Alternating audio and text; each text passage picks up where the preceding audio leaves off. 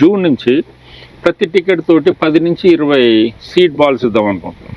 Okay, విత్తనాలకి పైన ఒక కోటింగ్ ఉంటుంది. ఓకే, ఇనిషియల్ గా అది మొలక రాగానే దానికి సరిపోయే న్యూట్రియంట్స్ అన్ని దాంట్లో ఉంటాయి. ఓకే, అవి ఫ్యూచర్ లో మహావృక్షంగా రావడానికి అవకాశాలు ఉన్నాయి. ఓకే. అట్లాగే ఏంటంటే వాళ్ళు ఇంటికి పోతూ అక్కడ ఒకటి ఇక్కడ ఒకటి, పిల్లలు అయితే ఇంకా సరదాగా విసురుతూ ఉంటారు. అట్లాగా మొక్కలు రావడానికి అవకాశం ఉంది. యాక్చువల్గా ఇట్లాంటి దీంట్లో గ్రీనరీ అనేది చాలా పెరగాల. ఇప్పుడు హైదరాబాద్ చుట్టూ సరౌండింగ్స్ లో ఉన్న గ్రీనరీ ఇంకొక 10 times పెరగాలి నా ఉద్దేశంలో. అట్లాగా ఆ ఆలోచన క్రియేట్ చేయాలని చెప్పేసి మేము ఇవన్నీ చేయడం జరిగింది. సో అంటే ఎప్పటి నుంచి అనుకున్నారు సార్, అంటే ఇట్లా ఒకటి పార్క్ మనం పెట్టాలి, ఇన్ని చెట్లను నాటాలని చెప్పేసి?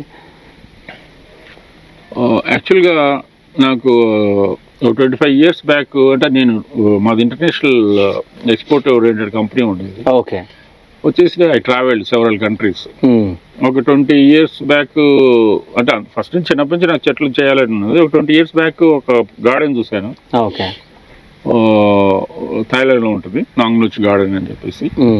అట్లాగా చూసిన తర్వాత నాకు 10 days నిద్ర పట్టలేదు. అదే ఒక మనిషి తలుచుకుంటే ఇంత అద్భుతమైన ప్లేస్ తయారు చేయవచ్చు కదా, అసలు మన ఇండియాలో ఎందుకు లేదు? యాక్చువల్గా మన దగ్గర ఒక స్టడీ చేసింది దీనిపైన.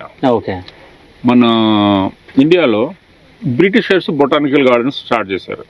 అవి 6, దాంట్లో 2 చచ్చిపోయినట్టున్నాయి, ఒక 4 ఉన్నాయి. ఆ 4 కూడా 20% కెపాసిటీ తోటి ఉన్నాయి. ఈ కొండాపూర్లో ఒకటి బొటానికల్ గార్డెన్ అని చెప్పేసి అది వచ్చేసి చంద్రబాబు నాయుడు గారి టైంలో స్టార్ట్ చేశారు. ఓకే, తర్వాత వచ్చి అది ప్రైవేటైజ్ అని చెప్పేసి ఎవరికి ఇస్తే దాంట్లో షాపింగ్ కాంప్లెక్స్ కడదాం అని చెప్పి ఆయన బయలుదేరాడు. ఆయన తర్వాత అది ఉంది, ఇప్పుడు పర్వాలేదు, బట్ ఒక ప్రాపర్ మేనర్ లో లేదు. ఆ పిక్చర్ పర్ఫెక్ట్, ఇది అక్కడ పోవాలని ఒక ఫీలింగ్ జనరేట్ చేయాలంటే అక్కడ అద్భుతంగా ఉన్నట్టుగా ఉంటేనే. 5 years బ్యాక్ ఉండే అలా, ఇప్పుడు లేదు. అవును.